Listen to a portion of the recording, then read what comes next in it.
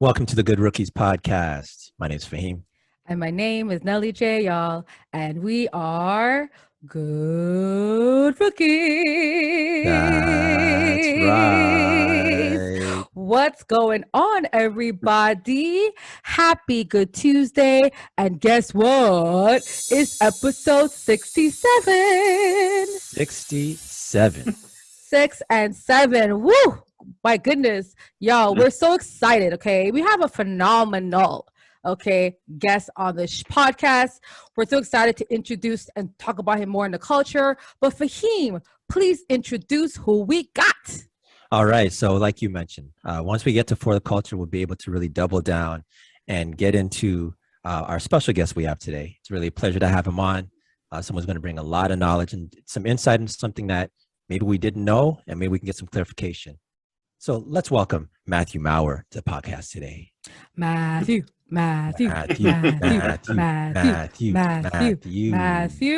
What's up, Matthew? How you doing, brother? Hey, how's everybody doing? I'm doing great. Nice. We're doing fantastic. And again, I'm so happy to have you on. You're an NBA historian. We're going to talk more about you and For the Culture. But I want to get a quick little question in before we get into the hot topics today. The Patriots are number one in the AFC East, Matthew. Are you shocked? Are you not surprised? They have a rookie quarterback. You know, Cam is now in a happier home as we speak. But what's your thoughts on the Patriots now leading against the Bills? I'm shocked. I can't believe that Mac Jones is literally the best rookie QB right now. It's insane.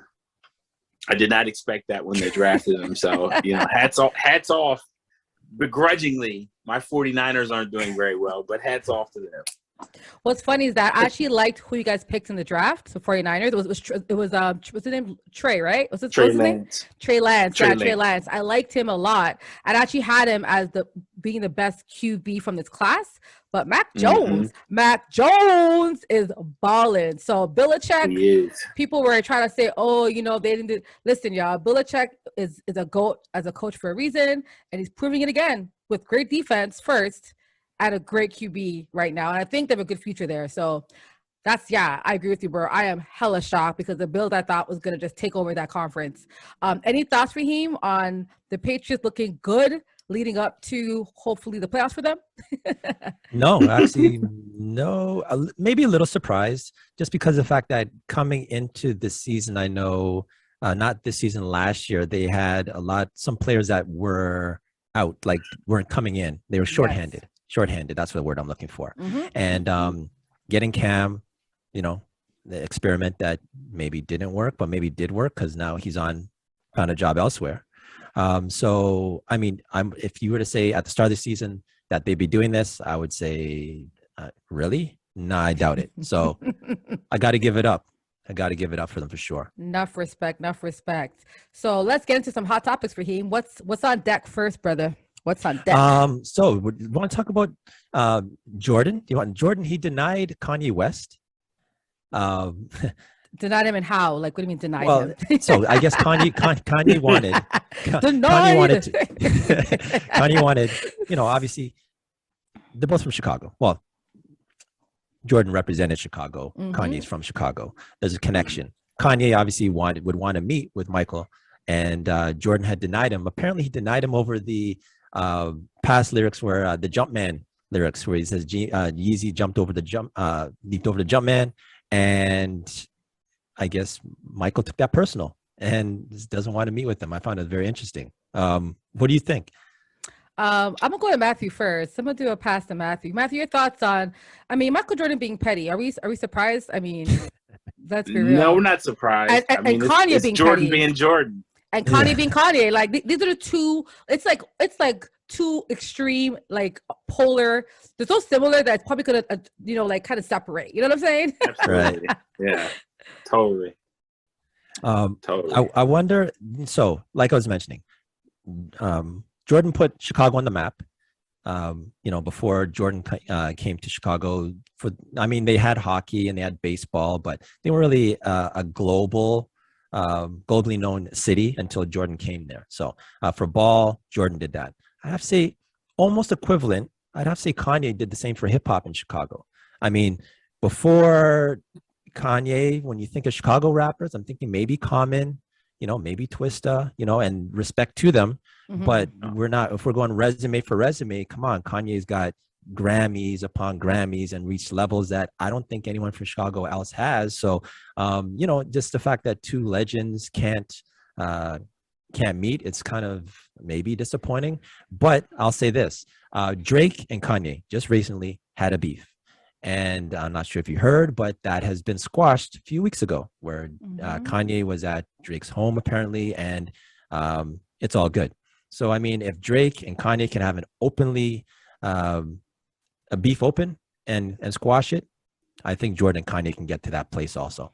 Matthew, first of all, do you think Jordan have beefs with anybody? Let's be real. No, I'm just asking. Like, I don't think Jordan cares about these like. I feel like Jordan doesn't care about Kanye or hip hop industry or being, I don't know, like, Matthew, your thoughts. Like, do you think he actually cares if Kanye felt away? Because I think Kanye mentioned this in an interview, right? For him, like, he mentioned that. Right. Yeah. So do you think Jordan's going to like lose sleep over Kanye being upset with him? Like, your thoughts, Matthew? Oh, no. Jordan doesn't care anything about Kanye. I think it's just Jordan protecting his brand and being very, look, for lack of a better word, very petty. I mean, that's what Jordan fuel is. He looks for these little things that he can take and fuel himself with. So I just think it's just Jordan being Jordan, not shocked, but he's not losing any sleep over it. I think probably Kanye's a little bit more irritated than Jordan is about it. Yeah, I agree. And to me, like what Drake and Kanye was doing, I'm gonna big up Dave Chappelle for that, because Dave Chappelle was in the middle of that. He was the one that orchestrated their meetup, because at this point, whatever. But I think it's for the brand. I don't think I think Air Jordan, the brand, is so great. They don't need Kanye to appease them. Or, I mean, again, Kanye's being petty for even bringing it up. It's not a big deal. Right. Like, you know what I'm saying? It's not really a big deal. But Kanye, he will bring up people that he wants to meet and interview. So hopefully that makes them want to meet him. So who knows? Right. We might see Kanye and Jordan having dinner or cigar together. Who knows? Who knows? True. Let's hope. We just mentioned about Jordan and him using fuel for pettiness. Jordan and Barkley were actually really close, and they fell off. Not sure the details around it. Might have been off of something that Barkley might have said that maybe rubbed Jordan the wrong way. But Barkley, he had something that I want to actually discuss with you guys in regards to analytics. Now I'm going to quote him actually. He was on, I'm going to shout out the execs, KD's podcast. So Barkley was on there. And this is what he said in this quote. And this is about analytics. They made it up because all these rich dudes who own these teams want to get their son-in-law a job. They are just stats, kind of like yoga. Yoga's nothing but stretching. I tell people yoga's nothing but stretching. They gave it a different name and charged you for it, end quote. Matthew, you are, and like I said, we're going to get to this, but you are clearly a numbers, research, analytical person. What is your take on Barkley's take on analytics in the NBA? Yeah, I'm with him to a degree. I mean, I think what Barkley's kind of addressing that I think is the shadow behind analytics is, he said, like, I think it was, I want to say 8 years ago, where he said, when a black man is in the kitchen, he's a cook. When a white man's in the kitchen, he's a chef. So essentially it was directly talking about analytics, where he was saying they're just numbers. And then somebody came along and said, no, they're not just numbers, they're analytics. So I think what analytics represents on some level is this ideology to try to, I guess, sensationalize things that have already existed and give it a spin. And in doing so, it's kind of pushed the traditional scout to the side, while it's kind of let guys who never even dribbled a basketball into the game. So I think analytics are good when they're used with scouting. I don't think they're very good when you use them without scouting. Very good. I like that. I guess because you are in analytics, like, I think if people aren't really good with numbers or understand what the number means, I think that's also a disconnect, because some people can hyper focus on the number only, but not look at the eye test, the energy, the vibe. Because based on analytics and numbers, Scottie Barnes shouldn't have gone as number 4 for the Raptors, right? However, if you met Scottie Barnes, you've seen him play, it makes sense. So the numbers don't tell the full story. So I do get what Charles is saying, but I also understand that, no offense, a lot of people wanted to get money or be in the business of basketball. It's a great business. It's a lot of money behind it.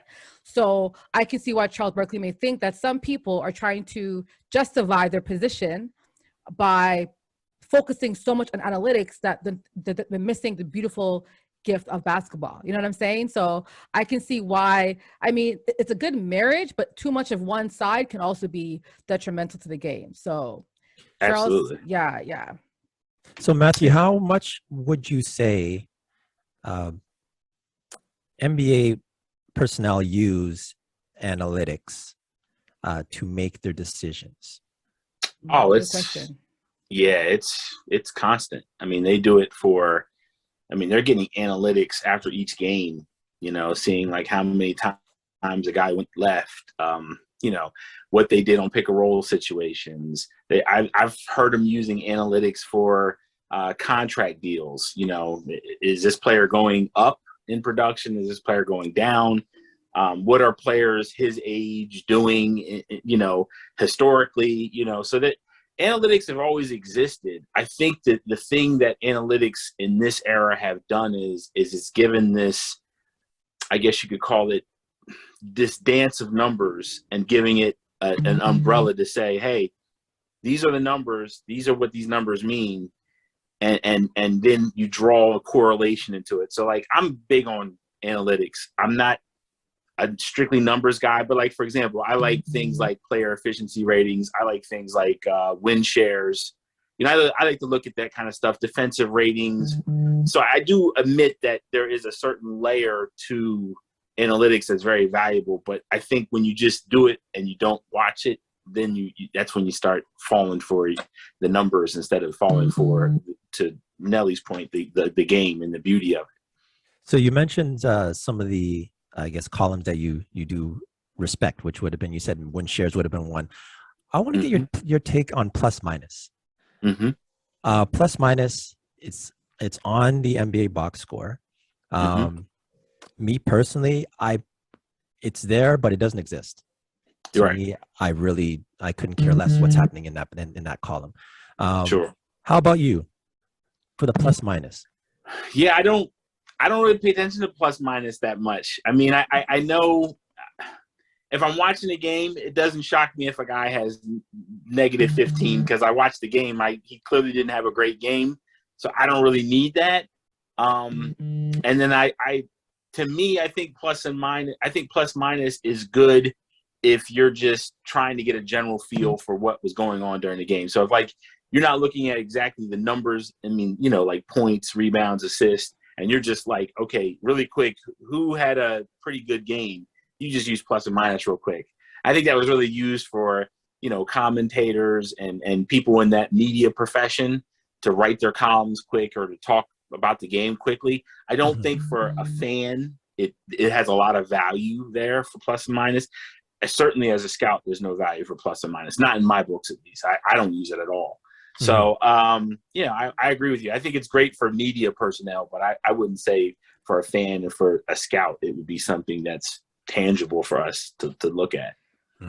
That's good to know. Because, we had someone, as you know, we host the NBA, the fan club room for Raptors fan club.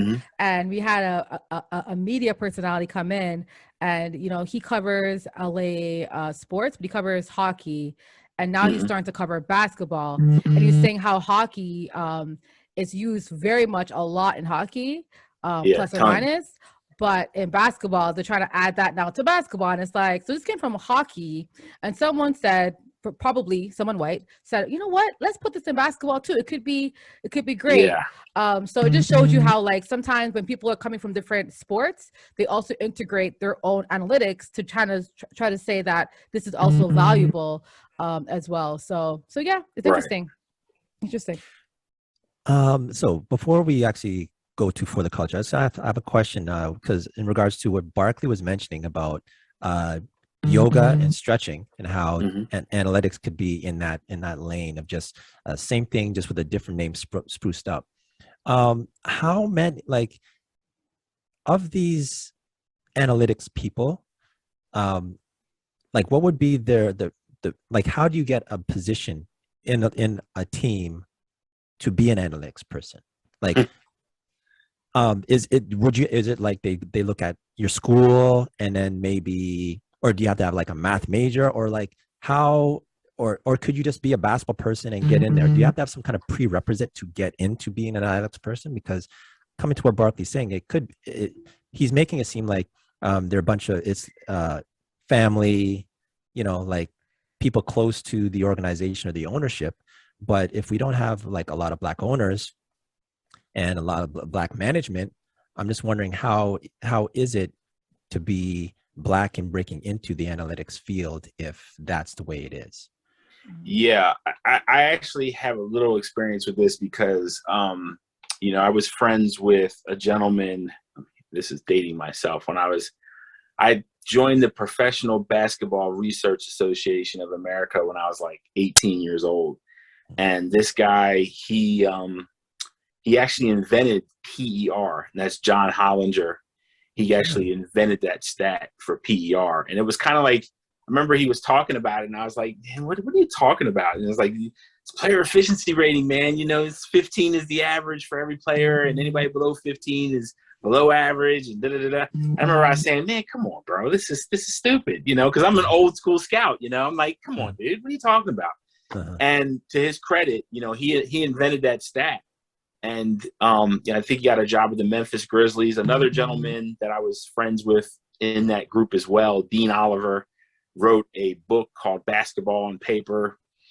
He was a mathematician, and he ended up getting a job with the Denver Nuggets and the Seattle Supersonics. So I would say, just of the experience that I know of two guys, and they don't, to my knowledge, they don't have any NBA family per se. They're just guys that were just really brilliant, that had that know-how. They actually invented a concept and the ideas of the modern analytics that we see today, and that's why they got in. Other guys that I see get in, I'm not gonna lie, I think it's the dark secret of the NBA that there is a lot of favors. A lot of the good old boy network, it still exists. It's not what you know, it's who you know. And I always make a joke, when I go into a place where there's a lot of scouts, I always make a joke with guys that I'm with. I'm like, how much do you want to bet we're going to know every Black scout? We're going to know where he went to school. We're going to know if he was a really good basketball player. And every other scout, we're going to be like, I don't know that guy. I don't know that guy. It looks like he just shaved. So, you know what I mean? So it's like, there's a little truth to that. And people don't like that. And I think it's because there is this little racial element underneath it a little bit, because to your point, with membership, or should I say the current ownership, and I know they're calling them governors now. So the current governors that exist in the NBA, there's not many opportunities for, anybody who is of African descent to really have that ability to go inside and really get that look, unless you're either extraordinary or somebody. Right. And you need that even if you did have that connection. So, to not have that connection, and then on top of it, to add the racial element and then the financial element behind it, it does make it very difficult for people of color to get into those positions, because it's just such a dogfight. Right, man. No, that makes sense to me. Everything you said. Everything you said. Yo, we got a specialist in the building. Ooh. No doubt. So, let's go to For the Culture, Nelly J. For the culture, we like to highlight individuals for the culture. And today we get to highlight not only a trailblazer, okay? He is the creator of the online basketball draft history database, thedraftreview.com, all right? His takes has been featured in publications including CBS Sports, Eurobasket, Vice Sports, NBA.com, and ESPN. The only historian to track, chronicle, and provide complete details on every player ever drafted by an NBA franchise. It's a lot. Let's please applaud, bring your flowers, y'all. Give it up to Matthew Maurer. Hey, yo, Matthew, dog. Like, you are legit #goals. Thedraftreview.com, y'all. We're gonna have his website. You're gonna have to take a look. This man is like ingenious when it comes to his story and the NBA. So I'm just curious to know what got you into like wanting to create this site, and what need did you want to fill by creating thedraftreview.com? Yeah, I actually started, and people don't believe me, I actually started doing this when I was 10. What? Yeah. Like anybody, growing up, I used to have basketball cards. And on the back of the basketball cards, it would tell you, where they were drafted. And I was like, Jordan went third? I'm like tripping. I'm like, who went first over Jordan? Like, who went over Jordan? Like, this is Jordan, man. What are you talking about? And then you're like, oh, Sam Bowie went second? So I started, and I wanted to know, like, what was so great about Sam Bowie that he went second over Michael Jordan. So it started, God bless my grandmother, she put up with me. I was a project kid growing up, and my grandmother, she was very well off, fortunately, because, she was a manager at a hotel, and she had a personal computer at the time where personal computers weren't common in the house. So I know now we're all like, what? Everybody has a computer. But back in, I want to say, 90, 91, not many people, at least that I knew, had personal computers. So I tracked down colleges, their physical address, and I typed letters out to the colleges, telling them what I was trying to do, sending that off in snail mail, not even email at the time, because email didn't really exist the way it does today. Hold on, Matthew, not to ruin your train of thought, but what age? Are we still at 10 when you're doing this? Yeah, 10, 11, yeah. What? Yeah. Ingenious. Continue. Like I said, my grandmother, she was so sweet and kind to me. I love her to death still to this day. She bought me a roll of stamps, and I just went to town. Just got this book from I don't even think it exists anymore. I think it was Borders. I bought the book from, and it had all the colleges' physical locations, where to send it to. So I sent it to all these colleges, and I was getting feedback. And at first, it was in a scrapbook. I don't think I have that scrapbook around that I can show you guys real quick, but it was in a scrapbook. And, as the internet started to come into play, I said, I got to teach myself, this language of the internet. So again, my grandmother, being ever supportive, she bought me my first domain. And then I learned how to code on my own. So I learned JavaScript, HTML, PHP, just learning it, and then, putting this information that I had online. And then, I started to really get knee deep into the draft. So I put it on the back burner for a little bit. And, but since I was 10, it's been a project of mine that I've been getting pieces here, pieces there, talking to people, having them give me leads to other people that I could talk to get this information. So it's been a labor of love that, my family has put up with, that I just finished, I want to say 3 years ago, I just finished it. So it's been a huge process. Huge. Wow. That's incredible. When I was 10 years old, I think I wanted to be, a background dancer for Mary J. Blige. I think that was my goal, or Michael Jackson. I don't know, but I wasn't looking at coding, and like, that's ingenious, man. This is amazing to hear the story, because I think sometimes people go, oh, I just decide to do it in their adult life. But you were like, I was 10 years old and I knew what my labor of love would be. That's so unique. Like, not everyone gets to know what that passionate at so young. So kudos to you. So what was the biggest challenge did you face on this journey of completing the database? Yeah, I mean, that's easy. I mean, unfortunately, you would deal with death. Like people would, I would talk to people and they would, help me. And then when I had to go back to them later on, I would find out like, oh, that person just passed away. And be like, oh man, they're the only person that knew where the location of this information was. So that would happen. Unfortunately, a lot of historical Black colleges records at that time weren't that great. I mean, they obviously didn't have the funding, and in certain cases, they either had floods or fires that killed the records. So there was challenges just from time, really, at the end of the day. I mean, even predominant, colleges that you see on TV, Oklahoma, even them, they couldn't help me with certain parts of the 50s where I had to like go and research painstakingly box score by box score to recreate the stats for the season. So that was difficult as well. So that's just, my kid, he's been there on the second half, because obviously I was doing it before he was born, but he's seen some of it and he's just like, man, you're crazy. The stuff you do. Like, yeah. He it's called ingenious. Tell your kid it's ingenious. Okay. Let's hear about challenges in finding Black history in any type of, vertical, whether it's NBA, hockey. For like the Hockey Colored League, they discovered the Colored League's history and those players because a historian happened to find a box of pictures of Black men in hockey gear. And he was like, oh, wow. He was like, what's that? Oh, because again, it wasn't known to like Canada or like the white, to white people that are hockey fans.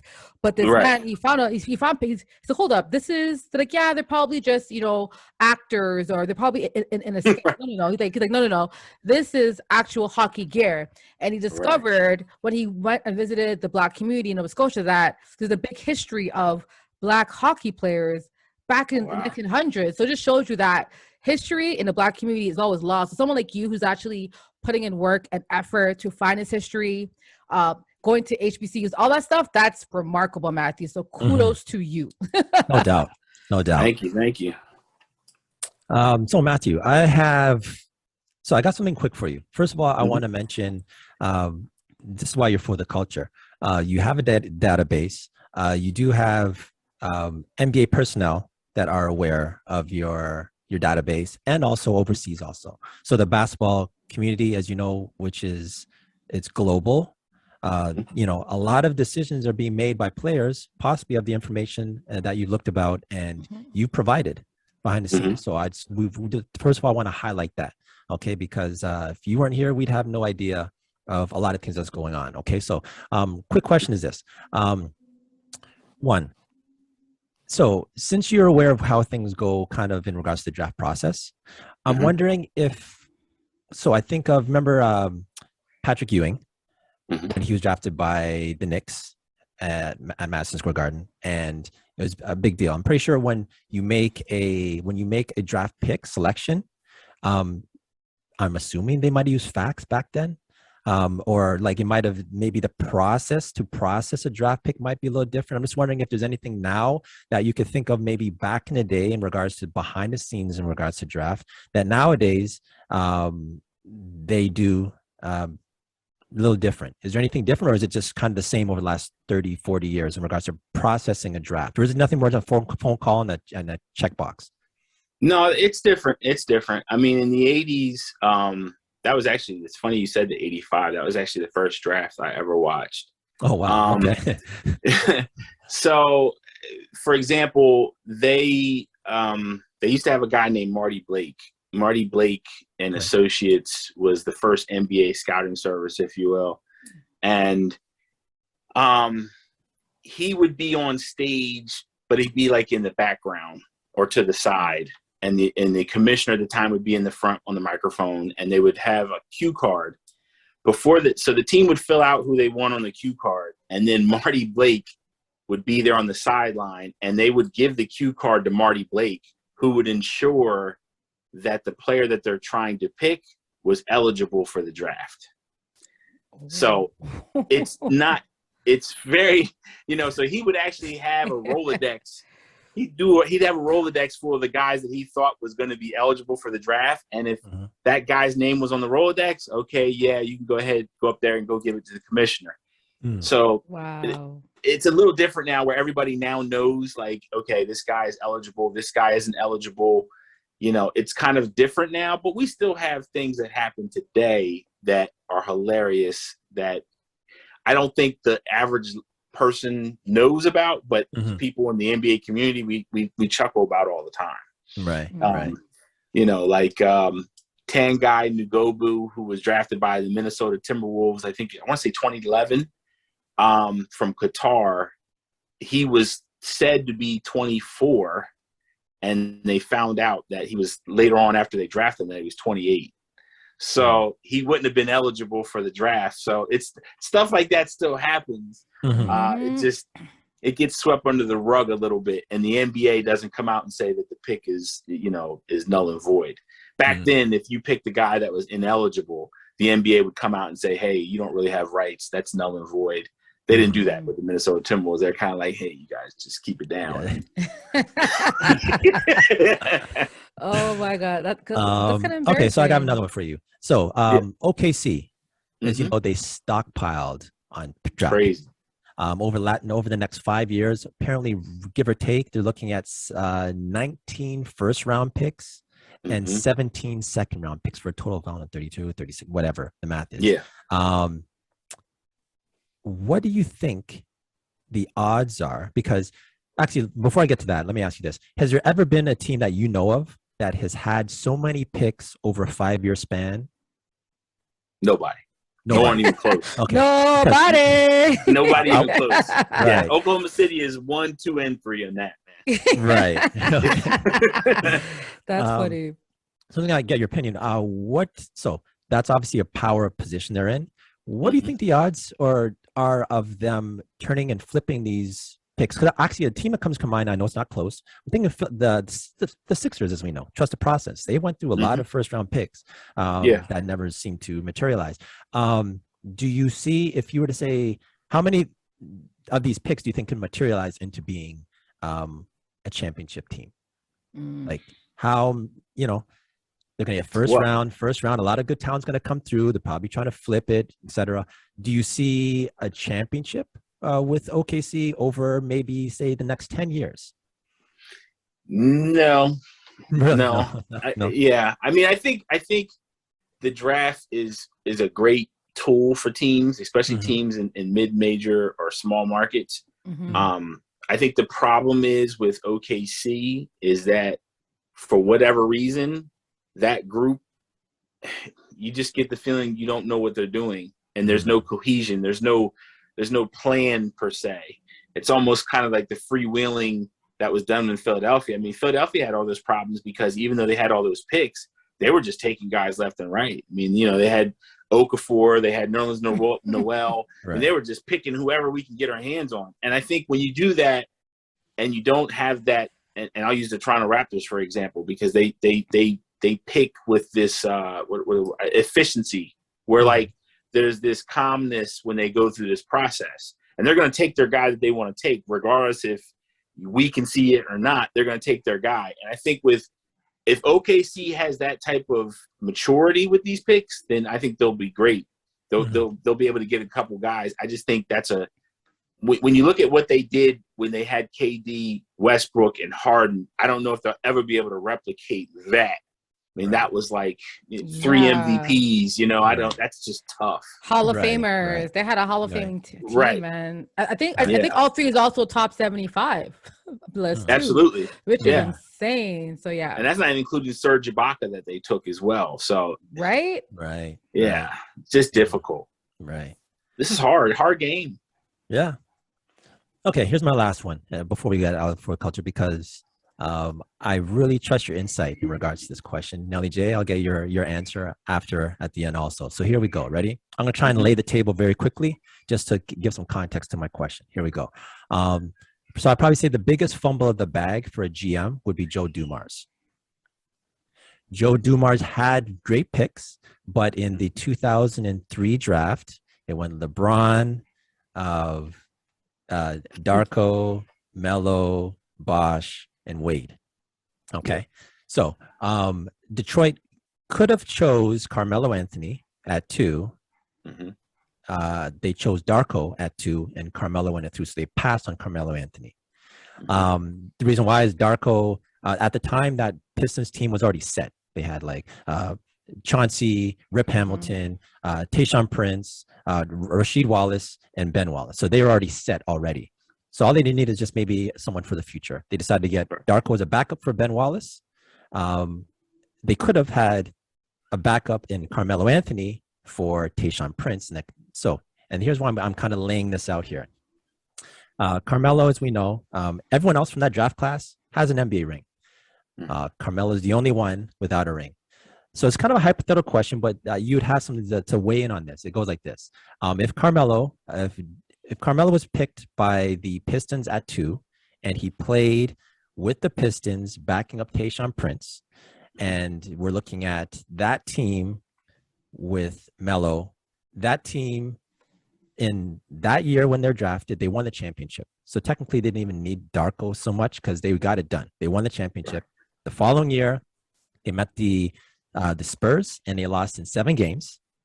And then the year after that, they lost in the Eastern Conference Finals to Miami. So my question is this: over the next 3 years, if they chose Carmelo Anthony opposed to Darko, and you're looking at a starting lineup of Chauncey Billups, Rip Hamilton, Carmelo Anthony, Rasheed Wallace, and Ben Wallace, are we looking at a dynasty for the Pistons and 3 wings for Carmelo Anthony?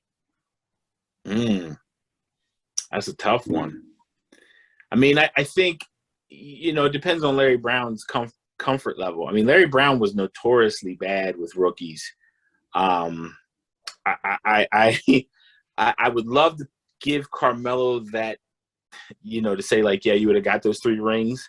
But I just know I don't know if it was Joe Dumars' fumble as much as it was Larry Brown's fumble. I mean, I had interviewed Darko that year, and I was one of the few that actually scouted him. He was a dog. I mean, he was, and it's funny because a lot of Americans, we think our American players are like so conceited and have high-mindedness. Let me tell you something. Nobody had Darko in that category. Darko he had an ego the size of the moon. It was huge. And, he believed in that he could go in and do whatever he wanted to do. He really did. It's funny because, when I was talking to international people at that time, a lot of them thought that the NBA was crazy to take Darko second. They all said that they would have took Carmelo. So it is interesting in that I think that is a little bit of fumble by Joe Dumars, but I also think some of the blame unfortunately falls on Larry Brown because I think between Ben Wallace, well, the Wallace boys in particular, Rasheed, killing Darko in practice. And then you have Larry Brown, who's like so dismissive of Darko and rookies in general. I just don't think it was a good environment for Darko to be shaped. But at the same time, I mean, this is a kid that came out of a war-torn city of, Serbia. So I don't know how much I can lay that he wasn't strong enough.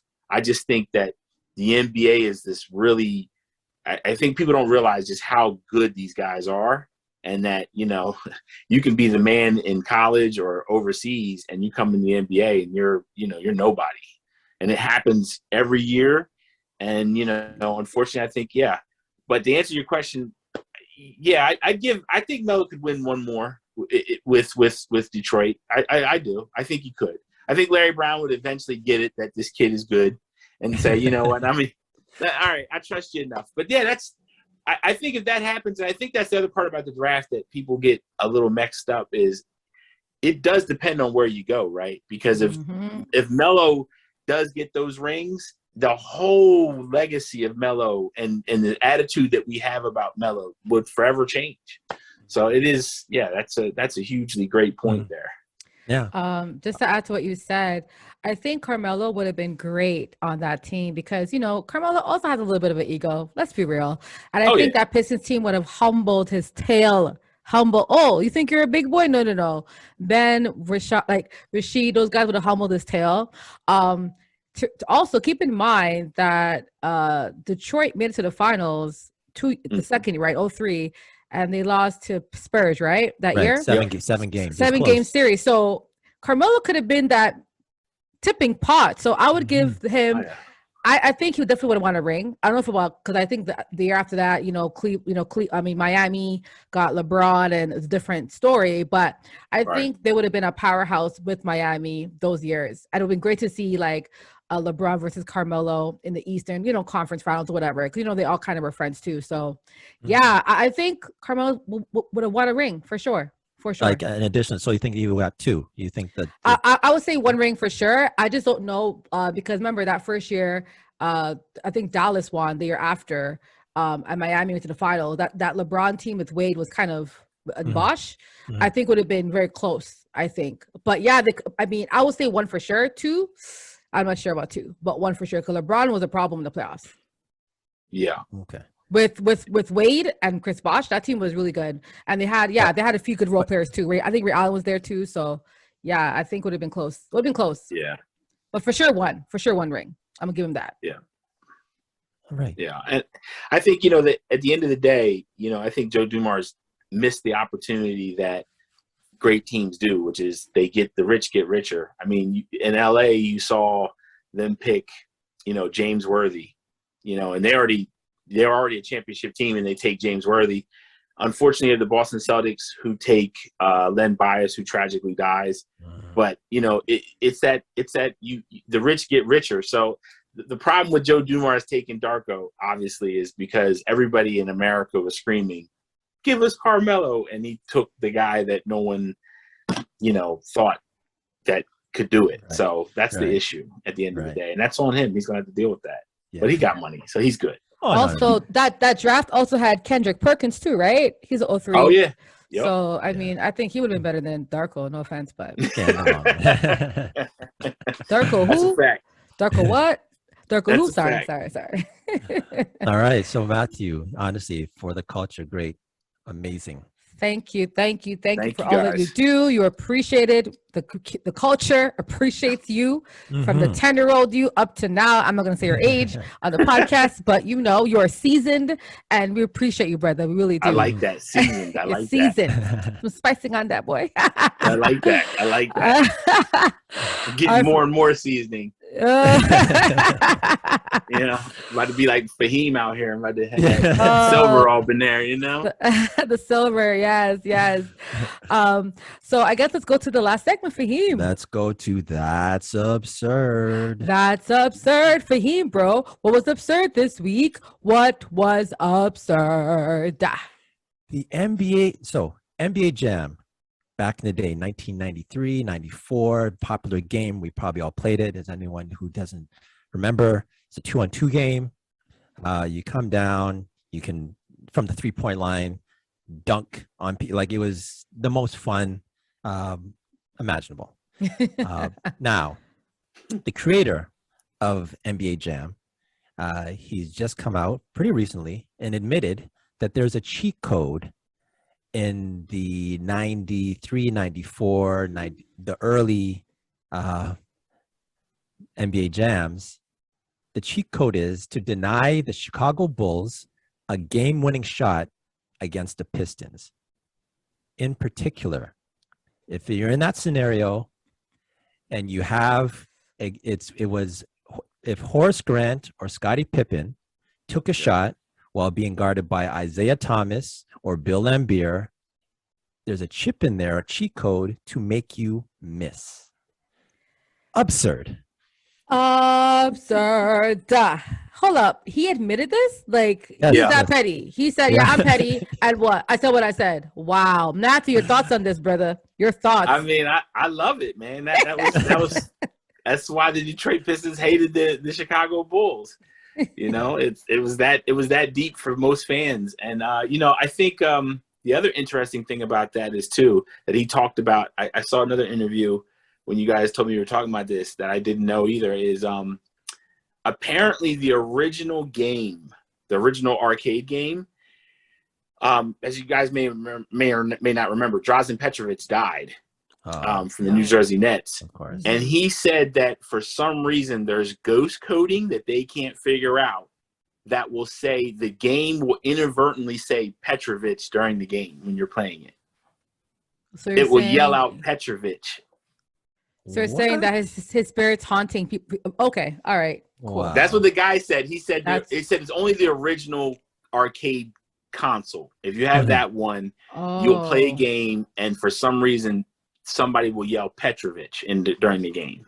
Wow. Yeah, and I looked into this. Yeah, it happens, and they can't. They don't know why. Spooky. Yo, ET in the building, yo. That's enough X-Files. Yeah, like I'm like, let me just put my light on right now. No, I'm joking. Yeah, we need Sculler and Mulder right now. But no, you're right. The Chicago Bulls and Detroit Pistons, that rivalry was so strong. It was so strong for me because I was a huge Jordan fan. I lived in Toronto at the time, of course, and I didn't like Detroit. I didn't like it. I listen. I was a child. For some reason, I hated that city. I didn't like the city because of Michael Jordan and Isaiah. So it's funny how like that rivalry was so true to the bones. Absurd, we saw what happened with LeBron in Detroit. So a lot of circular topics with Detroit this week, man. It's interesting for him. So let me throw this on the way out. So. As you know, esports, it's huge. Yeah. Like mega. Mm-hmm. Hold on here. I just want to pull this up because it's going to maybe help my question I'm going to ask. Esports. Okay. So e-games. Here we go. So it's huge. So are we just going to act like it's not possible that the makers of these said games, I don't want to throw anyone's name in this mix, but we know who the makers of the games are, like the companies. Are we just going to count that as a one-off, or is it realistic that possibly the games that they are playing now in a multi-billion-dollar industry now might have some flaws in it, possibly? I believe in anything, there's always errors. Always an error in everything, right? Nothing is perfect, even in technology and math. Math can be perfect, but even math is also plus or minus with things too, right? Like this is like a range of how accurate this could be, right? Because it goes to the decimal number. So I don't know. I do believe we have some petty game makers out there. I can see them having a little bit of a, animosity. Listen, man, when they rate these quarterbacks and these basketball players, their ratings, or sometimes it's also suspect. You're like, how is this player this and this player that? So we always see, maybe not cheat code, but we could tell who they favor, the makers, who they favor, based on how they rate quarterbacks, how they rate players in basketball, for sure. Matthew, your thoughts on that, brother? Yeah, I've seen it. I mean, I've seen guys that, like in one game, because they were on a different team, they were like a 68. Then they join like the championship contending team, and they're nothing but role players. And all of a sudden they're like a 72. It's like, well, how did he get so much better just because he joined the powerhouse team? So yeah, it does happen. I mean, some of these game makers, I mean, look, they're humans, so they're gonna have their feelings and their takes. And I think I saw a YouTube video in which I guess one of the game makers of 2K had what's her name? She's a WNBA player. I want to say Cambridge. Okay, Cambridge. Is it Liz? Liz. Yeah. Liz. Yeah. And she was saying that, you guys didn't accurately, adjust my rating for my outside shot. And she was out there talking about like, even Drake knows that she's wet from, she put this Drake lyric and stuff. Yeah. And so they, so like even there, they know. They know that they're not. It's not perfect science. Hold up. So are we saying that she used the Drake lyric to justify her ratings? That's a first. That's absurd. Sorry for him. Go ahead, bro. It is, but look, if you got the job done, hey, I agree. They up the rating. I agree. So I'm just saying that with this, and I'll close with this. I think the stakes are higher than say in 93, 94 NBA Jam. That was more for pride. and recreation. You know, Right. people weren't making their livelihood and careers off of this. Right. Here we are now, 25, 30 years later, and it's a multi-billion-dollar industry and nothing's going to change. So, you know, to see that was happening before, and, you know, there's a seed that's been planted for me that makes me say, you know. Yeah. Honestly, Google the makers, like who their teams are, and then have them your team. That's the best bet. That's the best bet. I'm just saying. Or find out like who their GOAT is and pick those players. Like, you know what I'm saying? That's the best. That's the cheat code for us as users, as players. Absolutely. Yeah, I think that guy would be fired now if that happened today, though. Oh, for sure. Yeah. But if it happened today, we wouldn't find out about it until 20 years down the road. Oh, yeah, you're right. Exactly. This guy, but you know what? That guy must have been drinking or something, because he fully admitted, yeah, I did this. Like, that's so like, you're petty. You're petty, bro. You are. Yeah, I love it. Hella petty. All right. So let's put this episode in the books. Ooh, y'all, that was episode 67. Hey. So, Matthew, as you know, we love to give our guests a chance to do a special shout out. So the floor is yours. Hey, thank you so much. Appreciate you guys for having me on. Had a great time. But I knew I was, because, you know, I've seen you guys interact with other people. I just want to give a shout out to everybody, you know, supports my work, former players I talk to, current players I talk to. You know, great guys like Chris, Randy, you know, some of the usual clubhouse gang that we all, you know, kind of met and have relationships with. So I just, you know, and finally my family for putting up with me. So, you know, I appreciate everybody, and thank you so much. No problem. Thank you for being here. You are phenomenal. Guys, please check out the website, thedraftreview.com. Yeah, I hope we all can help drive traffic to the site, because what you're doing, Matthew, is so important for basketball, especially for Black people of color who played the game of basketball as well.